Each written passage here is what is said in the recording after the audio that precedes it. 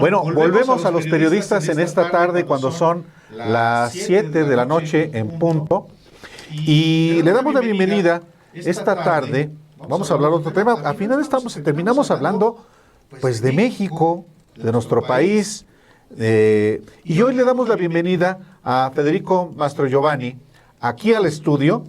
Bienvenido, ciudadano Mastrogiovanni. Bienvenidísimo. Porque nos trae Federico su más reciente libro. Aquí acaba la patria. Aquí acaba la patria. Lo voy a poner aquí para que a ver si lo alcanzas a ver más cerca, Luis, aquí, justamente en la compu. Ahí está. Aquí Ahí está. acaba la patria. Es una historia de fronteras, Federico, y pues muchas gracias por traernos tu criatura más reciente.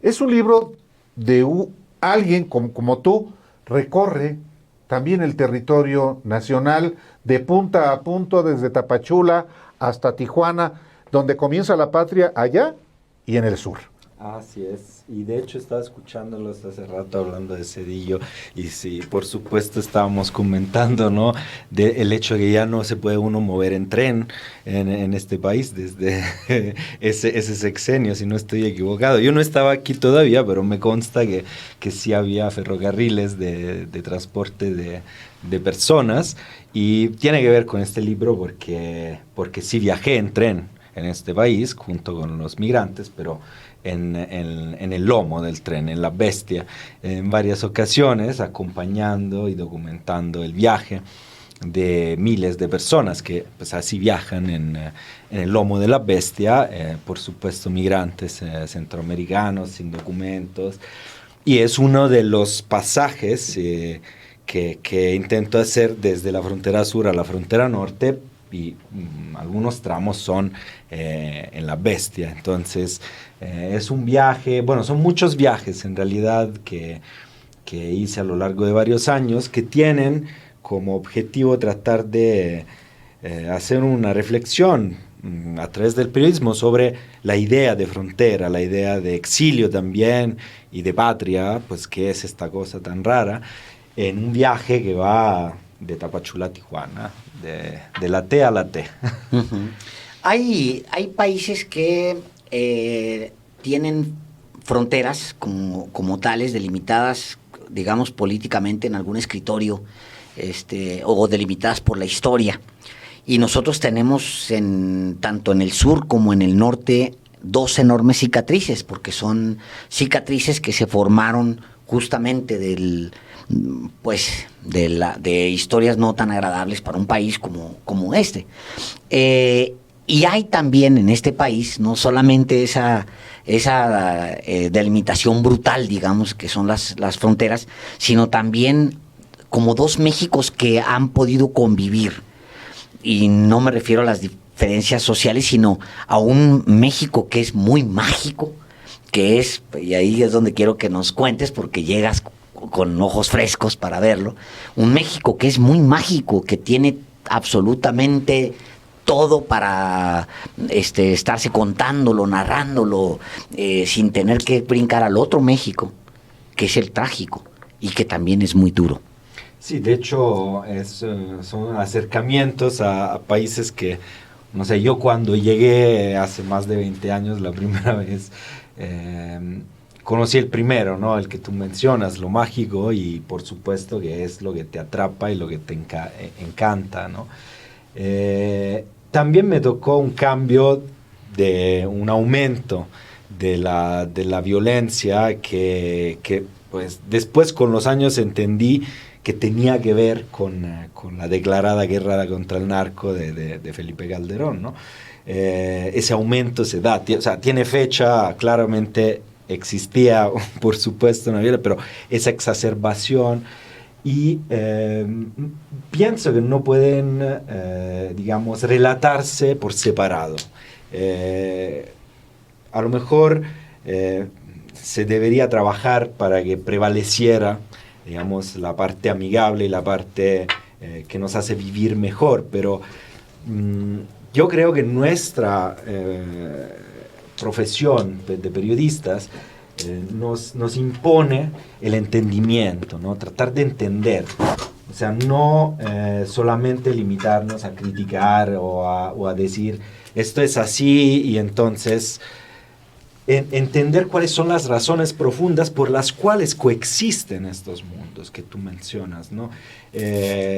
Porque sí tienen razón de ser ambos y no es una justificación de ningún tipo, pero sí es importante entender desde dónde llega lo que hoy se manifiesta, por ejemplo, como violencia, ¿no? Entonces, seguramente es fundamental reducirla, pero a la vez es importante ubicar las razones también sociales, también geopolíticas que tienen que ver, ¿no? Porque no podemos olvidar quién está aquí, digamos, arribita y cuáles son las políticas geoestratégicas que lleva a cabo y cuáles... Entonces, una cosa que me da bastante morbo también es ver, por ejemplo, como desde donde yo vengo, Italia, pues en general el continente europeo, la Unión Europea, es como si hubiera una exigencia de que México se quedara solo mágico, ¿no? Es como, no, esa es la imagen que nosotros tenemos cuando viajamos a México y queremos que sea así. Y luego tenemos un golpe de realidad, pero pues así es el mundo también, ¿no? O sea, también esta contradicción se vive también en nuestros países, por ejemplo en Italia, pues sí. Porque Italia, Italia del arte, Italia es subdesarrollo, Italia es pobreza, Italia es explotación del trabajo, Italia es un montón de violencia. Entonces, pues, lo que pasa es que pues en las narraciones, pues el país del arte y de la... Pues, visiones románticas. Sí. Pero tú ves en este libro, y lo retratas, la crudeza de la migración, de una migración que no es, como muchos expresan, a mi juicio erróneamente, la búsqueda del sueño americano. Es la búsqueda sencillamente de la sobrevivencia de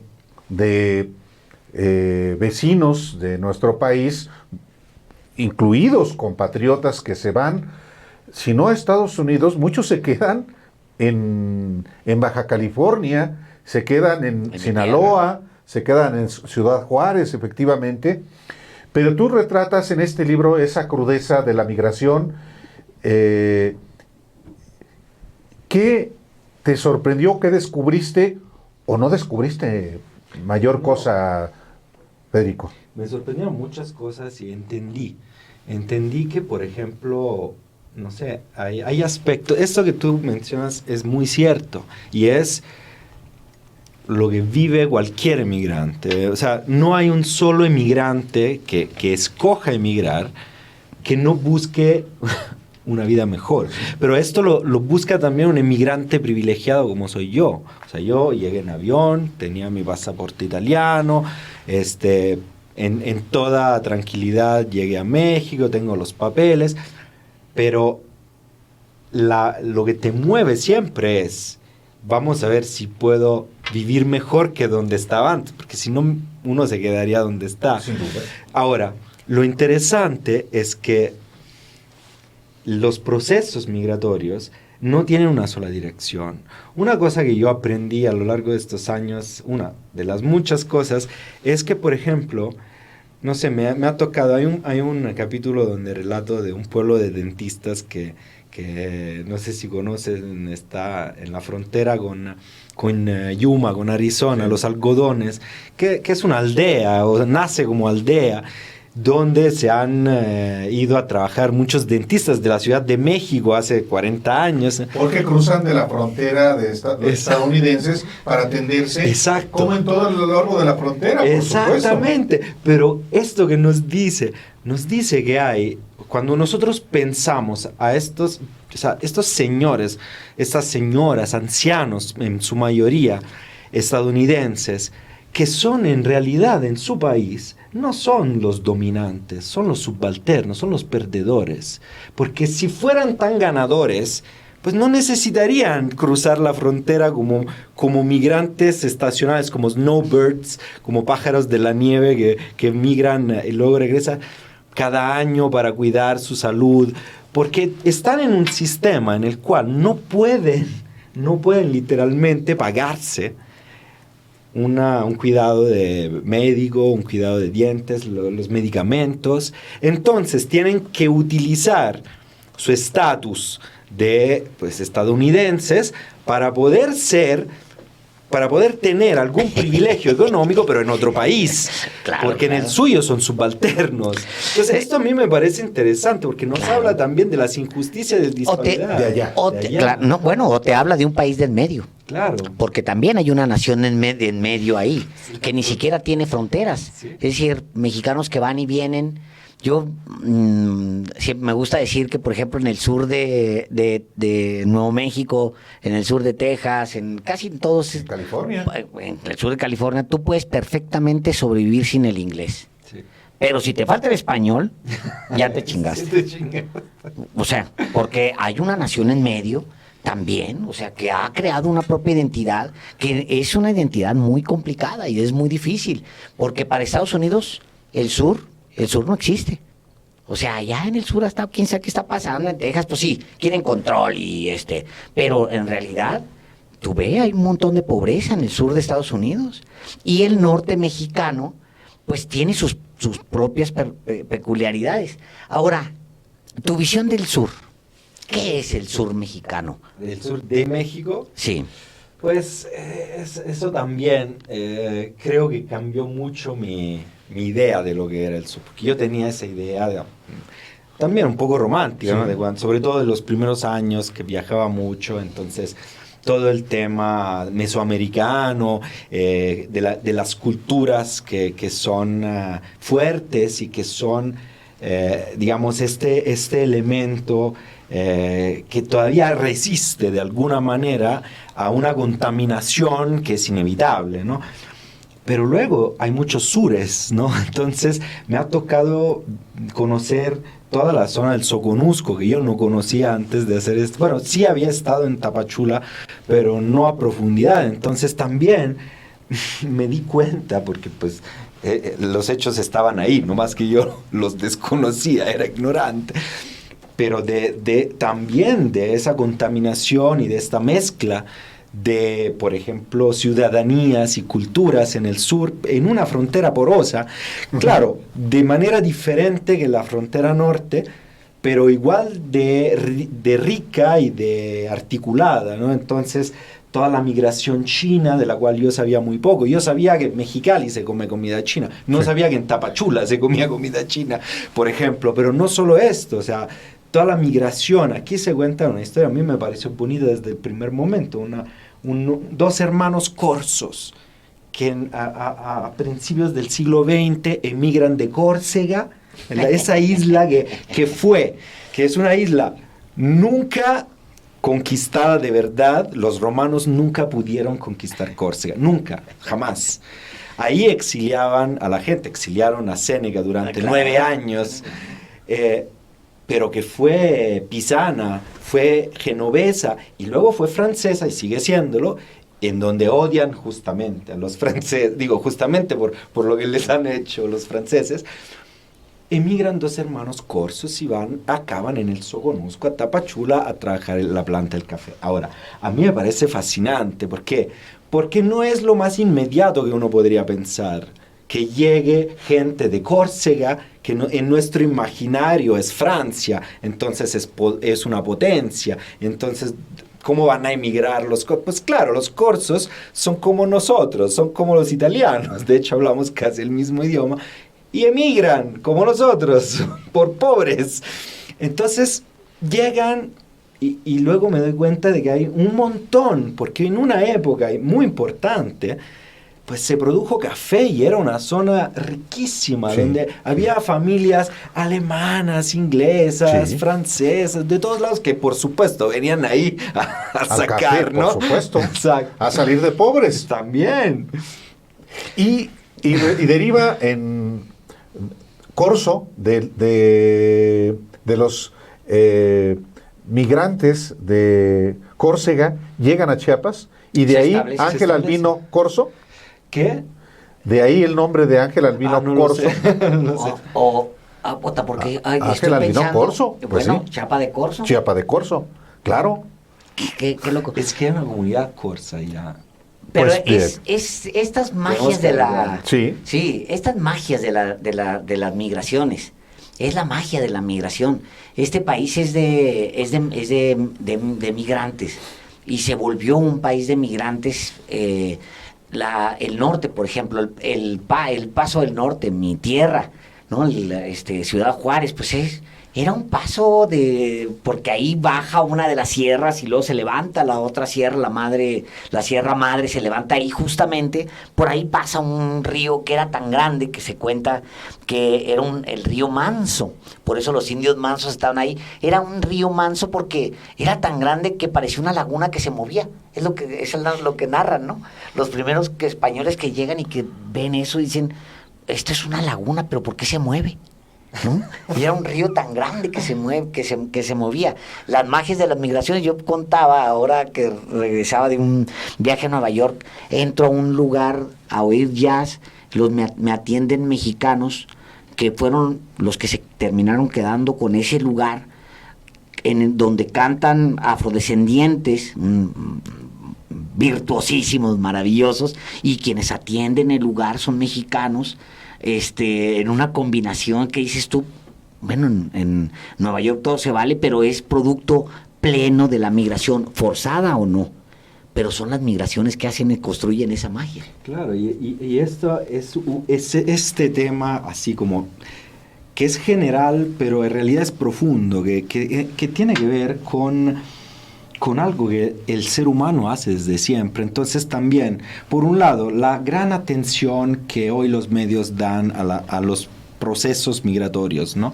Por supuesto que es importante, pero a la vez hablamos de ella como si fuera algo que es típico de nuestra época y de nuestro momento. Algunas características son típicas de nuestro momento, de las migraciones, pero la migración en sí no debería ni asustarnos. O sea, todos los discursos de, no hay rechazo. Claro, el rechazo deriva del encuentro. Cuando nos encontramos con el otro, cualquiera que sea el otro, pues siempre hay un modo de miedo, de no entendernos, desconfianza, desconfianza, de rechazo. Eso es típico también del encuentro. Y luego aprendemos a conocernos y a ver si logramos encajar, ¿no? Pero la diferencia siempre nos hace algo.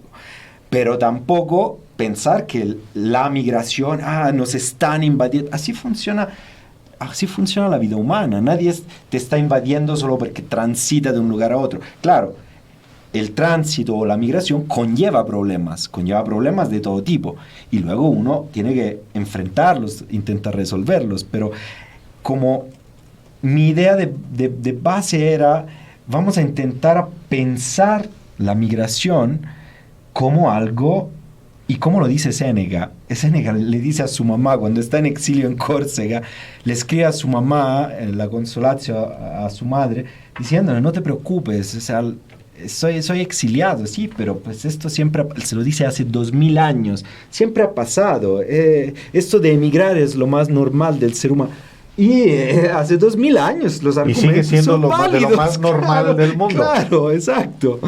Entonces esto me parecía bello y por esto sacar también este lado, ¿no? O sea, sí el drama, pero no solo el drama. Historias que son historias bellas. O sea, yo creo que hay bellas historias aquí adentro de vida que tiene que ver con el emigrar, ¿no? ¿Qué es lo que contiene tu libro?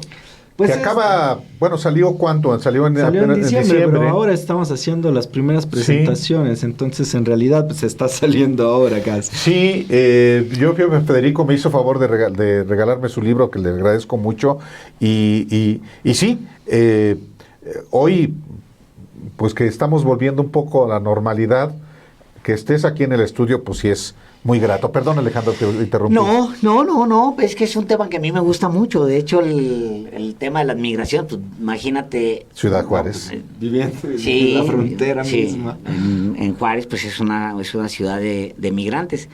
La primera nota que escribí, porque es lo más fácil para un jefe de información en Ciudad Juárez, yo, bueno, sigo siendo muy chaparrito, pero estaba muy chiquillo y fue, váyase al Puente Negro, escriba una crónica sobre los que quieren cruzar.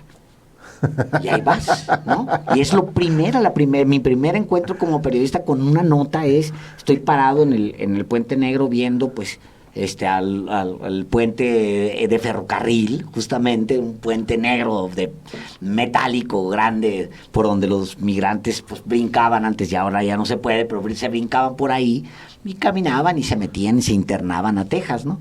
Y es la primera nota que escribí, la primera crónica que escribí fue ahí, de ir a ver y platicar, ahí entrevistar a los migrantes. La primera, pues una ciudad de migrantes. Pues le va a ir muy bien porque es... Fondo de Cultura Económica. Sí. Es del Fondo de Cultura Económica, son crónicas que van... atraviesan de cabo a rabo y cruzan el corazón de la patria. Ese es el sentido. Aquí acaba la patria y también suelen empezar ahí donde acaban las patrias. Aquí lo tienen ustedes, así que, pues bueno, ya lo sabe, ya lo puede encontrar en librerías. Muchas gracias por venir al estudio, Federico. Muchas gracias a ustedes, a Álvaro, Alejandro, muchísimas gracias por darme este espacio. Ha sido un gran gusto, un gran placer. No, hombre. Ojalá y les guste también el libro. Por supuesto que sí. Muchas gracias. Vamos a ir a un corte. De hecho, vamos a ver otra vez el promocional de otro proyecto que estamos presentando. Sí, no te vayas, espera, mejor lo vemos. Lo vemos y ya regresamos. Gracias, Federico. Muchas gracias. Gracias, esta es tu casa. Volvemos.